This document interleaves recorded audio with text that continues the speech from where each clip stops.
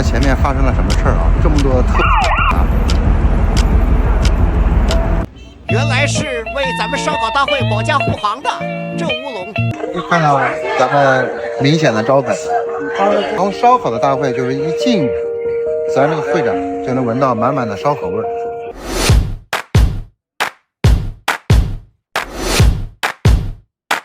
咱们来到哈尔滨啊，主要是看看咱们能找到一些新奇的串带回上海，带到我们东外串。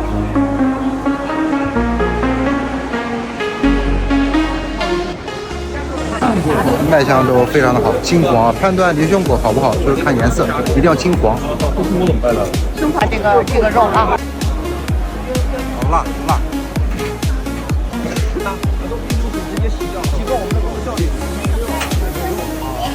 其实现在好的烧烤设备，然后对咱们的串，特别是火候的把握也是非常的关键。